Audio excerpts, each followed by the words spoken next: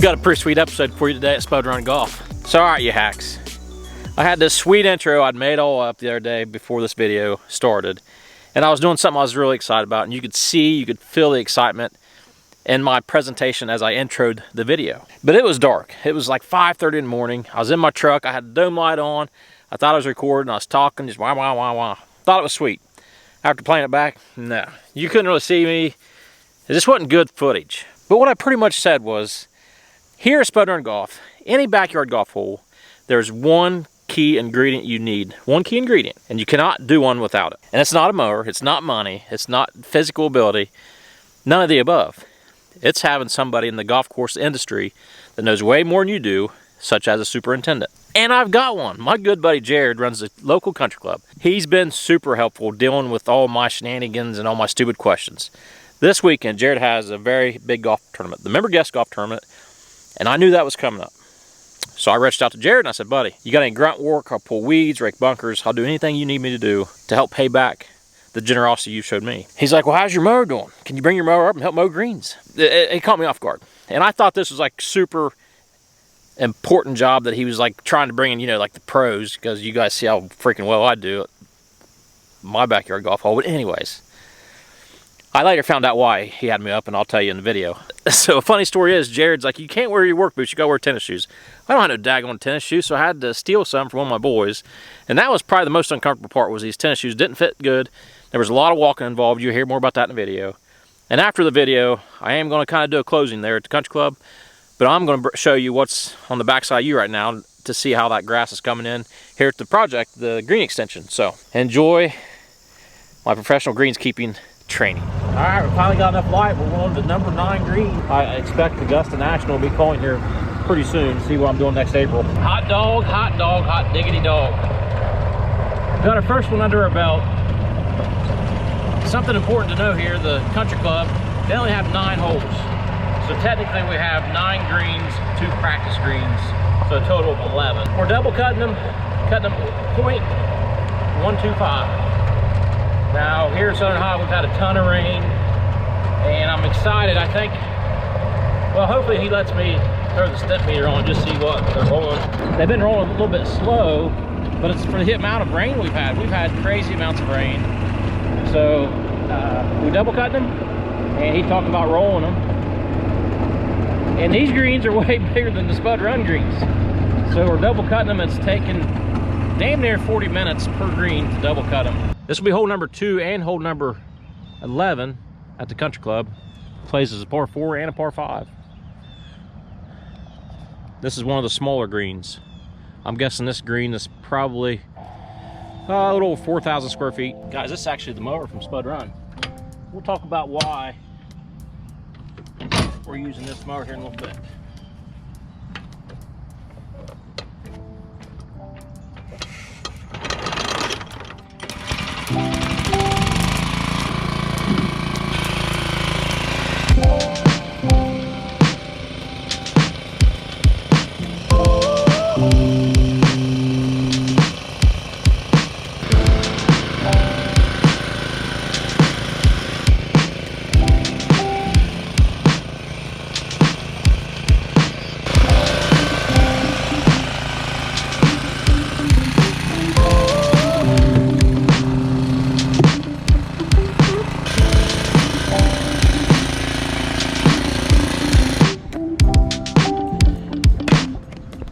I don't know what it was, but my ass got lit up.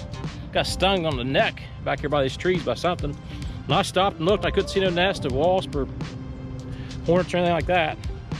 I'll be sure as my detail today to let the greenskeeper know. Not exactly a laser show. However, geez, got really squirrely there. That's where I got stung when I was coming out of that pass. Rule number 1, if you're a greenskeeper, if you work on a golf course, you can always have excuses.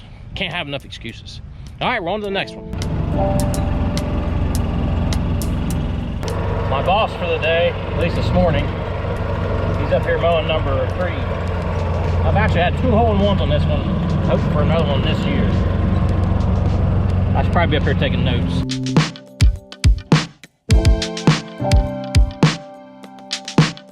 I guess I didn't get permission to film. What are they gonna do, fire me? Come on, Jared, you can't fire me, bud. I'm the best stripe show you got. Well, not really. I thought I was being down a really important job. It made me feel really good to start out. But now I realize, since we're double cutting, that it's not about skill. It's none of these other some bitches want to do is walking. There I am.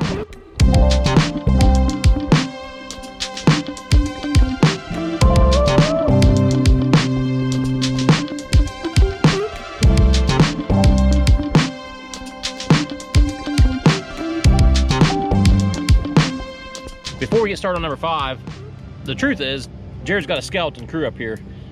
I think most golf courses do, unless you're high dollar golf course. He's really got limited resources all around, from labor to equipment, material. It's just a tight industry.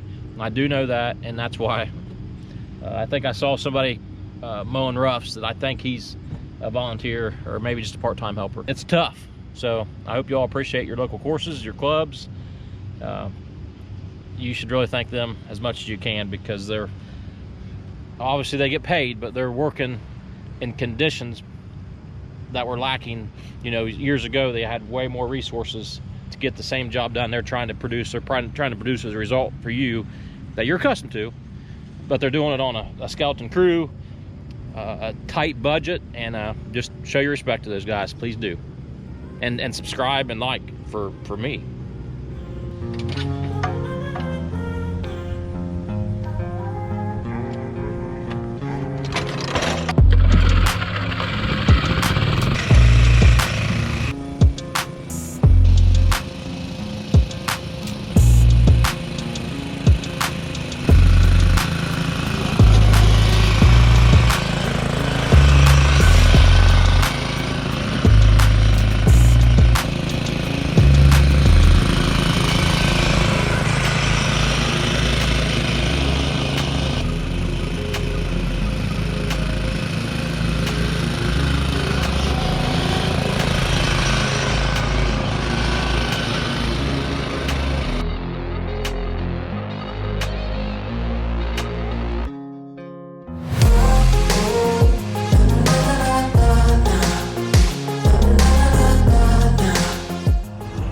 The spud run scab crew is all complete. We got our glass green mode, and I think it's close to 9:40. So it took quite some time. And I think now, with permission from the superintendent, I'd like to see how they're rolling. Maybe get the stem meter out. Feels good. I don't know if my phone keeps track, but that was a lot of walking. Damn. You know what we're doing on our backyard golf course? There's really no pressure. I can't imagine the pressure of a superintendent, especially when big events come in like this, to where they're not allowed much wiggle room for excuses. So good job, Jared. We'll get this mower washed up and see if we can roll a few. Surely there's a stent meter in here somewhere. I did not get permission. There's a height gauge, height of cut. Did I mention the height of cut today? The HOC was 0.125. The superintendent might not like having a stent meter. He probably hides it somewhere. Well, we might have to bring the spud run stent meter out, because we're going to play here in a little bit. There's already golfers lined up to play.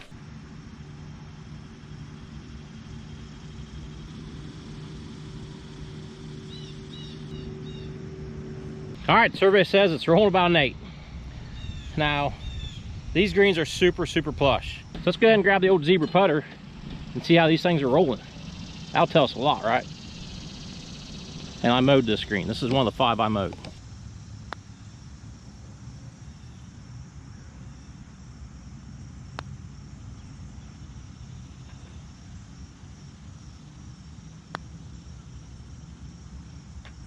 Game's easy.